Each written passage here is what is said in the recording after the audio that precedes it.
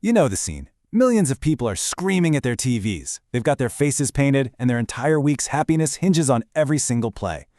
But then, there's another huge group of us who feel, well, absolutely nothing. If that's you, it turns out you don't have a personality flaw. It might just be how your brain is wired. Okay, let's just be real for a second. Have you ever been that person in the room during the big game? Everyone's losing their minds and you're just kind of staring into space, wondering if it's too early to order a pizza?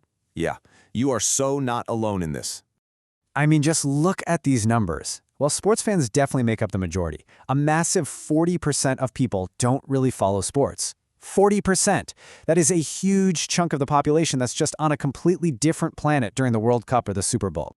So here's the core idea, the big takeaway right up front. Not caring about sports doesn't make you boring or passionless. Not at all. In fact, neuroscience has some pretty mind-blowing answers that suggest your brain is just wired to respond to the world in a different but totally valid way. All right, so here's our game plan. First, we're going to look at the whole tribal instinct thing that drives fandom. Then, we'll dive into the wild brain chemistry that makes watching a game so addictive for some. After that, we'll talk about something called your empathy budget. And finally, we'll get into the two very different ways people go searching for meaning. Let's kick things off with the big one, tribalism. Look, we're human. We are hardwired to want to be part of a group. For thousands and thousands of years, being in a tribe meant survival. And today, well, sports teams have become one of the most powerful tribes out there. So what's actually happening in your brain here? What's the secret sauce? It really comes down to a hormone called oxytocin. When a fan watches their team, their brain gets a little hit of this bonding hormone.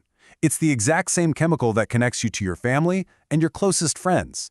It's this wild biological trick that makes a bunch of athletes feel like your long-lost cousins. And this slide just lays out that difference so perfectly.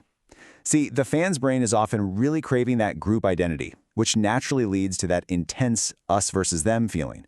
But for non-fans, the identity tends to be way more individualistic. They don't usually need to belong to a bigger group to feel whole. But it's not just about belonging. Oh no, there is a powerful, almost addictive chemical reaction happening. So let's pull back the curtain and look at the neuroscience of it all. The key mechanism here is a little something called intermittent reinforcement. It's a fancy term for a simple idea. You get rewarded, but at totally unpredictable times. And it turns out, this is the most addictive reward schedule there is. It's the exact same psychological principle that makes slot machines so impossible to walk away from. And here's that cycle in action. Every single time there's an uncertain play, a long pass, a free kick, a shot, it creates this intense moment of anticipation. Your brain releases dopamine, that feel-good chemical, not when they score, but in anticipation of the score. The game's total unpredictability keeps delivering these tiny little micro doses of reward, which just makes you crave more and more. And listen, this isn't just a theory. You can literally see it happening in brain scans. fMRI studies show that the reward centers in the brain that light up like a Christmas tree when someone is gambling, they're the exact same ones that fire up when a fan is watching their team play. It's wild. So why doesn't this happen to everybody? Well, for non-fans, that whole dopamine system just doesn't get triggered by watching a game. It's like the switch is off. And get this, research even suggests that tiny variations in our dopamine receptor genes can actually predict how much we'll care about sports. Your indifference could literally be genetic. Okay, so this brings us to another super fascinating area, empathy. Some people might assume that non-fans are just, less empathetic. But the reality is way more interesting than that. It's not about how much empathy you have. It's about where you choose to spend it. I want you to think of your capacity for deep emotional investment like a budget. It's a finite resource, right? You only have so much to go around. Sports fans choose to allocate a pretty big chunk of that budget to their teams. Non-fans? They just spend that same emotional energy somewhere else. This chart really paints the picture, doesn't it?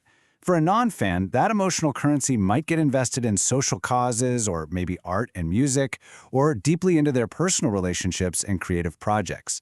They're absolutely still getting those powerful feelings of connection and meaning, just from totally different sources. And you know what? There's research to back this up. A 2021 study is especially cool.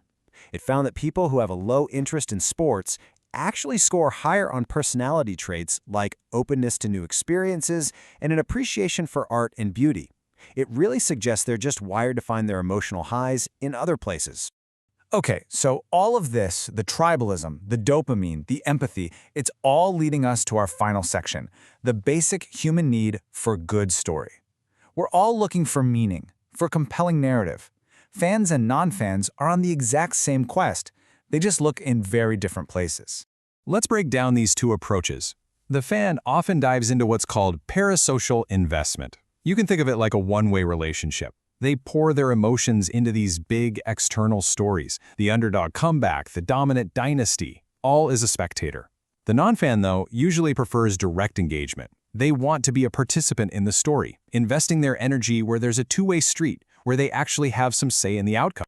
And this leads to this amazing psychological trick called burgeoning. It stands for basking in reflected glory. And you've heard this a million times. When a fan's team wins, they say, "We won." Their identity just merges with the team's victory. But what happens when they lose? All of a sudden it's they lost. It's this brilliant unconscious move to protect their own ego. On the flip side, non-fans tend to have a more stable sense of self. Because their self-worth isn't rising and falling with the team they can't control, they don't need that external victory to feel good about themselves. Their self-esteem is built from the inside out. So, let's tie this all together. If you couldn't care less about sports, it's very likely because your brain is just calibrated differently. Your tribal instincts are dialed down. Your dopamine reward system is looking for other kinds of thrills. Your empathy is pointed towards other causes. And you find meaning by being an active player in your own life. And honestly, this is the most important thing to remember. You are not broken. You are not boring. You are not missing some vital piece of the human experience. You're just playing a completely different game. And you know, maybe there's even a kind of hidden superpower here. One psychologist pointed out that people who don't spend hours every week wrapped up in somebody else's game often say they feel more present and engaged in their own lives. And there's something kind of powerful about that, isn't there? Which really just leaves us with one final thought to chew on. What if the game you're so focused on, the story of your own life, your own goals, your own relationships, is actually the one with the highest stakes of all?